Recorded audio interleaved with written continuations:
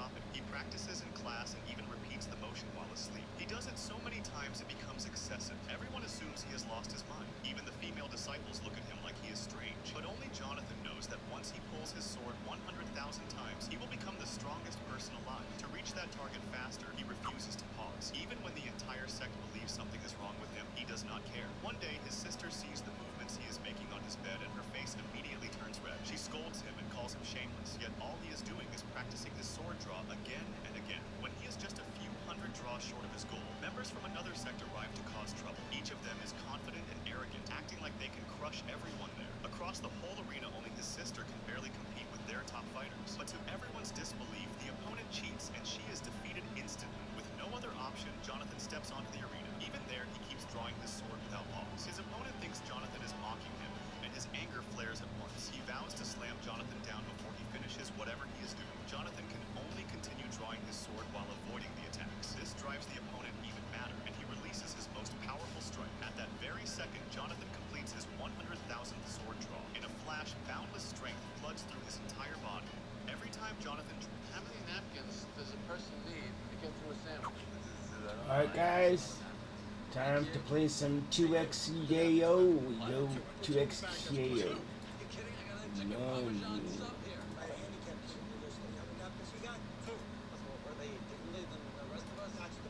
We are ready. Match ready. What happened? Do you mind telling me what I did, officer? I think I was going the speed limit. It's quite a sandwich. And those? You give me napkins with them. Two. I give you 2 napkins. Piece of the bag, please. I need to... Select your fighters. Nope. Jinx. Five. You select. Wrong.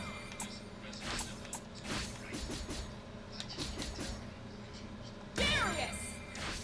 Select your fuse.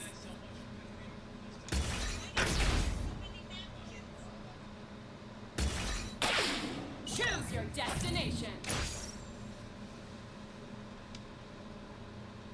Victory is on the horizon.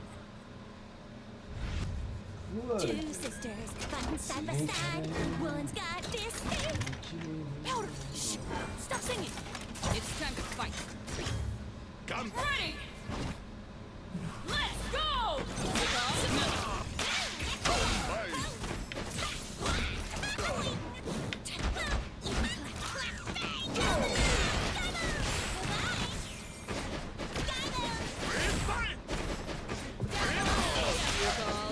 Okay.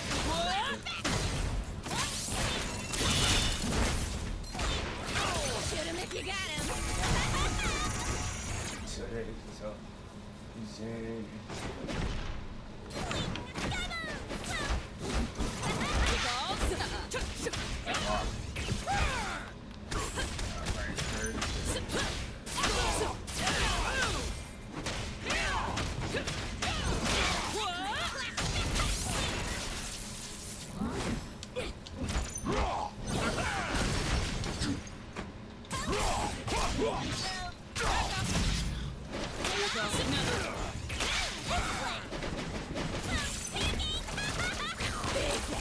Shoot him if you got him.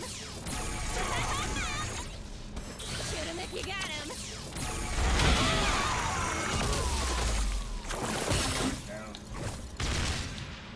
Ready. Let's go.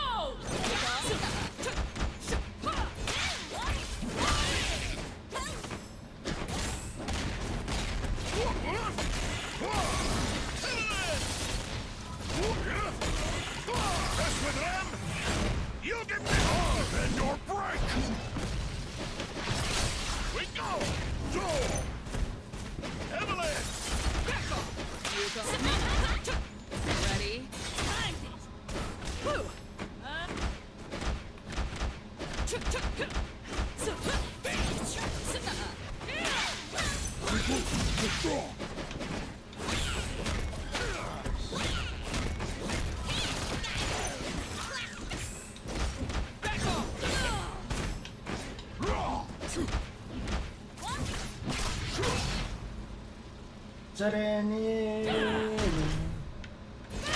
Knuckle up. Take down.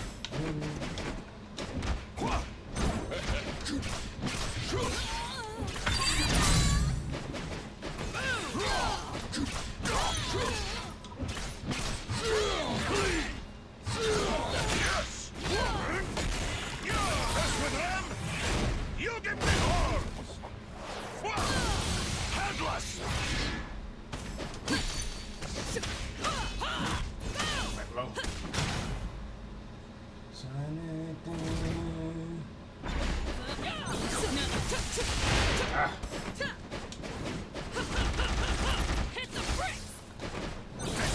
Mess with them! You'll get the Button. horns! Sate kono wa rigedo.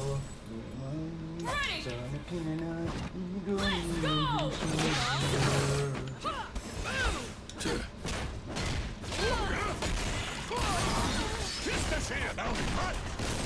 Mess with them! You'll get the horn and your break! Just go! We go! So! Like crab! And this! Analyst! Like crab! Withdraw! Draw!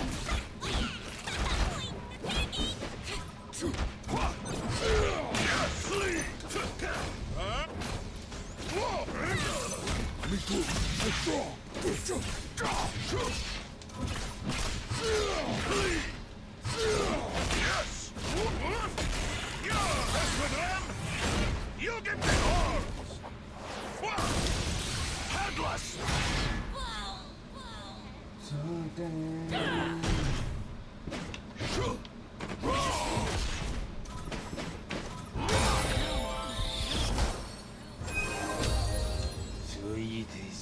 All humor!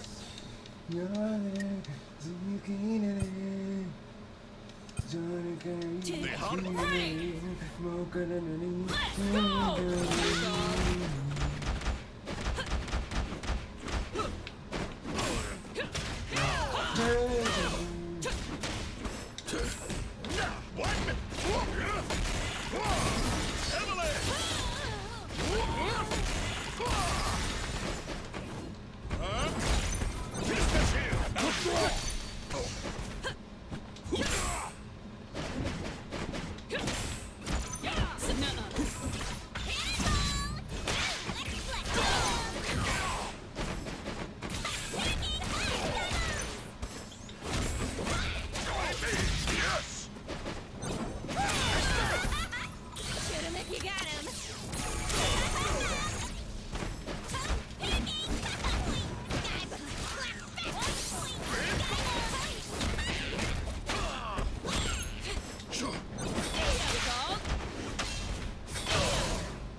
Stood up.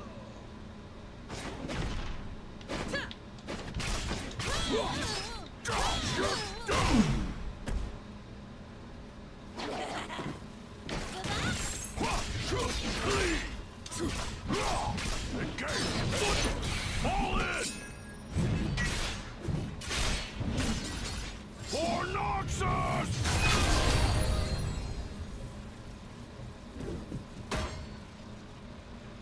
Ready! Let's go!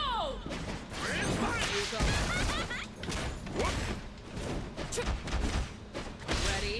Timed it!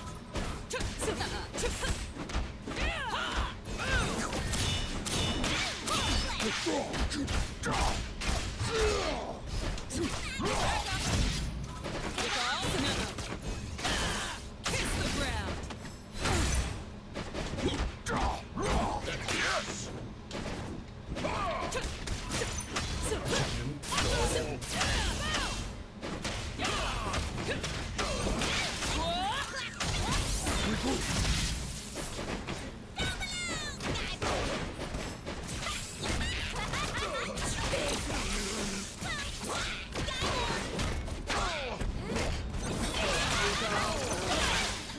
Kiss the ground! That's... Yes! Mess with them! You'll get the arm and your break!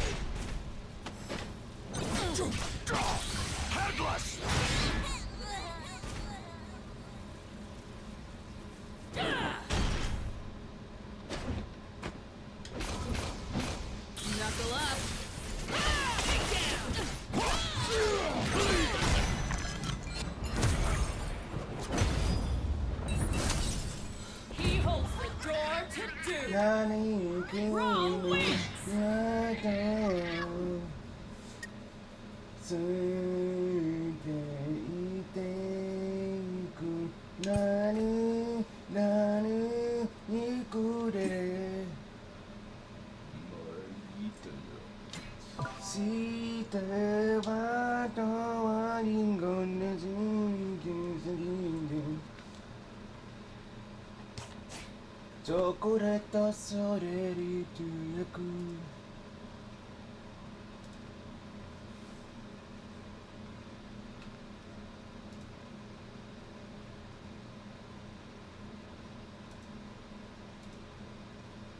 チョコレート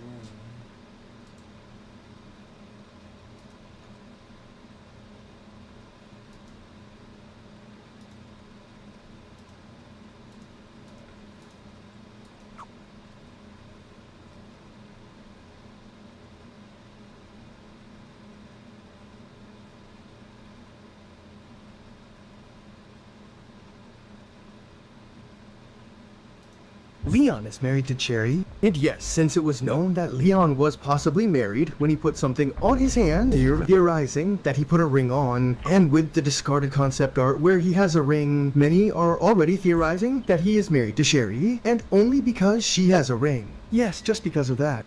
The truth is, I don't find any sense in it when Leon's greatest romantic interest is the hottie Ida. Leon is married to Cherry, and yes, since it was known...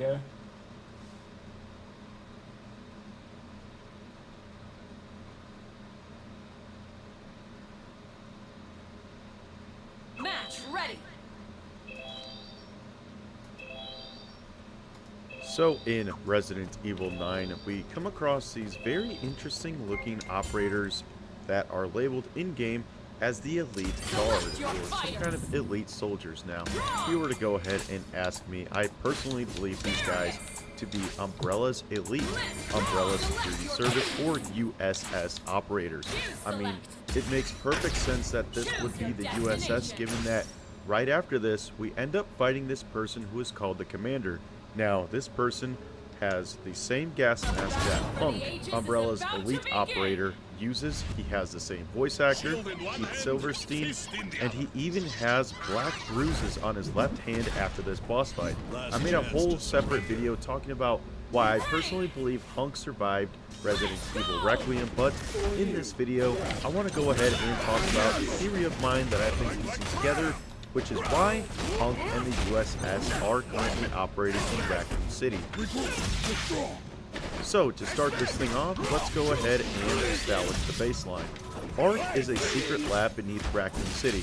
Now, obviously, this is a retcon, so there's never any mention of R.I.P, but I don't mind any retcons as long as they are done well, and I do personally think that the story of Resident Evil Requiem really closes off many questions that we've had over the years and ends them off in a pretty good way. But R.I.P is a secret lab that is currently beneath Raccoon City. It's been there since the beginning of Umbrella's dealings beneath Raccoon City.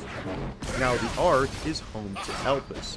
Elpis is a cure to the T-Virus, the G-Virus, and the Raccoon City Syndrome, developed by Oswald Spencer as kind of a redemption virus. He labeled and marketed the virus as being a very powerful virus, like the most powerful virus of all time, given that he would go around and lie about Elpis and say that it was a virus that could control your enemies' minds.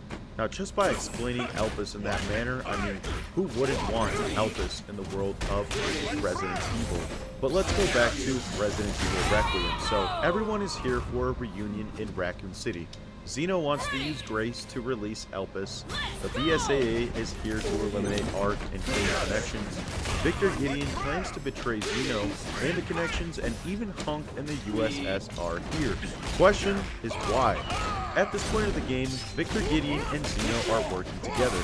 As we all know, Victor Gideon betrays Xeno in the end, but for now, they are allies, so we're not really going to see any tension or contradictions between these two characters, given that for now they both seem to be working for the same ultimate goal, which is releasing Elpis. Of course, in the end, we find out that Victor Gideon wanted Elpis for his own personal gain, and Zeno wanted Elpis so that way he could take it back to the Connections and use it to sell it off to the highest bidder so that way they could mind control their enemies and establish world domination. In the end, the Connections don't care who is warring with who. As long as they get paid and they get checks in their pockets, the Connections seem to have been orchestrating all of this from the beginning. Victor Gideon, let's go back to him. He was a tier virus scientist and a former Umbrella researcher who now works for the Connections. Him and Zeno seemingly want the Elpis for their own personal reasons, and personally, and I'm going to go ahead and speculate on this, I don't believe the USS and Hunk are directly working with Zeno and Victor Gideon. I mean, they all seem to be on the same side, but I think that Hunk and the USS are here for different reasons. Here's why.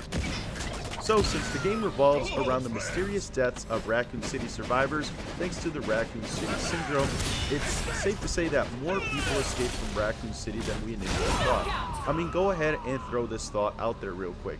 Is it really crazy to think that more people in the Umbrella laboratory beneath Raccoon City, the original nest, made it out than we initially expected? I definitely think that more people actually survived this Raccoon City incident, especially Umbrella scientists, given that they knew what was happening leading up to the last day of the outbreak when the city was bombed.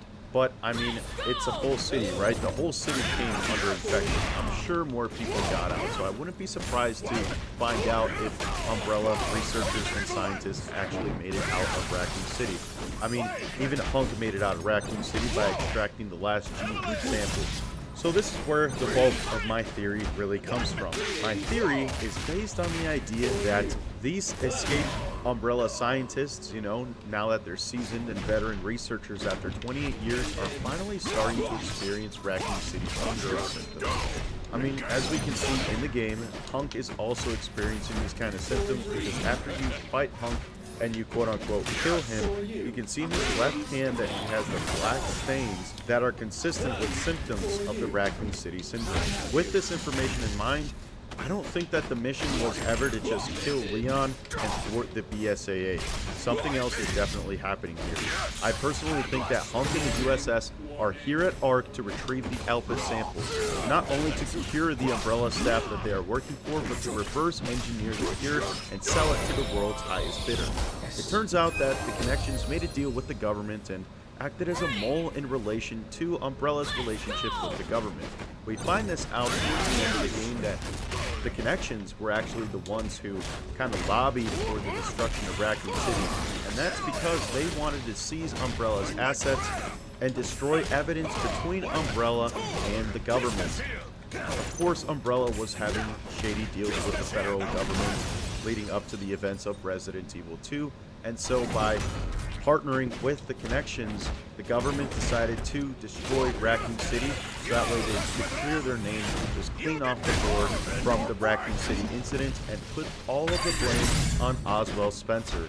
At the end of the Raccoon City incident, it turns out that with help from the federal government, the Connections would seize ARC and establish it as a base for bioweapon research, development, and distribution. Which leads us nicely into the events of Resident Evil Requiem. Like I mentioned before, the Connections believe Elpis to be the ultimate mind-controlled virus. Now, I personally believe that there is a cell, a defector of sorts, if you can use that term, within the Connection Syndicate that is more akin to the original Umbrella Corporation. The Umbrella Corporation would have the knowledge that Elpis is a cure. Someone else had to know this aside from Oswald Spencer within Umbrella's ranks. I just simply refuse to believe that Spencer was the only person to know about this. There has to be another researcher out there. It is just impossible to keep that a total secret, given that an entire laboratory, an entire facility named ARC was established for the research and development of Elpis. There has to be another researcher out there who is familiar with Elpis and actually knows what it's intended for. And the reason why I think these are two separate entities, within the Connections is because the Connections as a whole believes that Elpis is the ultimate virus that is used for mind control. However, if there was an umbrella cell within the Connections, it was 100% obvious that they would have to have some kind of knowledge that Elpis isn't what everybody thinks it is. Now, since Punk's body disappears in Resident Evil Requiem after you leave the boss room after quote-unquote killing him, we can kind of assume that Punk is alive somehow. I mean, it's in his name, Human Unit Never Killed. He always makes it out alive. If you are familiar with the post-credit scene for Resident Evil Requiem as well, we can see two USS operators walking up to the corpse of a deceased BSAA operator, and they seem to retrieve something. Now, I think that this is Xeno's head that they are currently picking up right now. You know, they call it over the radio that they've secured it right before the Hound Wolf squad shows up from Chris Redfield's little special operations team. Also, I'm just going to be the one to put this theory to sleep. This guy is not Punk. Just go ahead and listen to the difference in voice lines. Remaining BSAA forces have been neutralized. Retrieving the objective before they send them aboard. What the fuck were you thinking? Our orders were to bring him in alive! You'll get the arm and your break!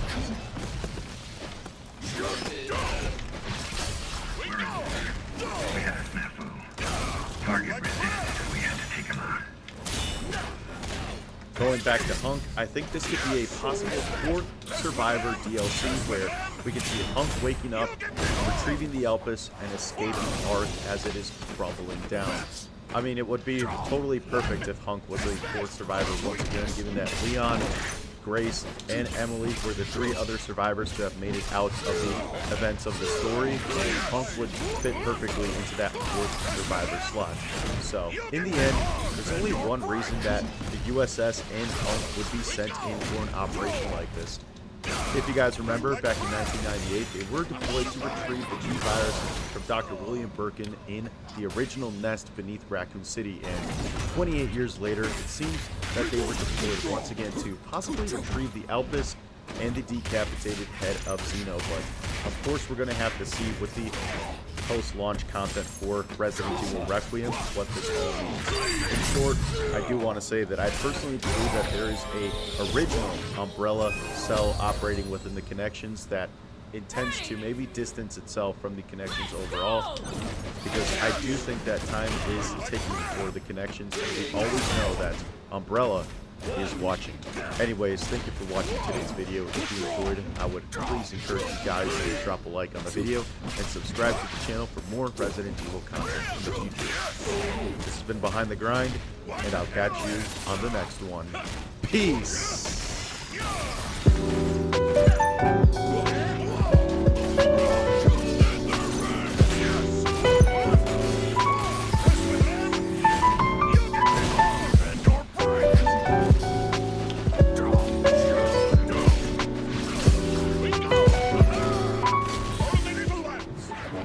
You don't deserve to settle, so play a game that won't either. We've made major changes to agents, weapons, and maps. We've turned down the volume on abilities slightly so that sweet gunplay gets a bigger slice of the spotlight. And we've shaved off some hard edges on a couple of frustrating map locations. We'll continue to do whatever necessary to make sure every emerging Valorant meta is the best one yet, so come play.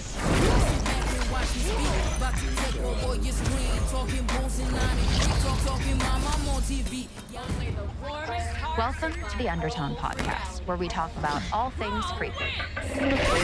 We'll be listening to a series of audio files On Friday the 13th. This feels different. Critics are calling Undertone the scariest movie you'll ever hear. It's an unholy terror and the year's first great horror movie. We unleashed something. Undertone in theaters Friday the 13th.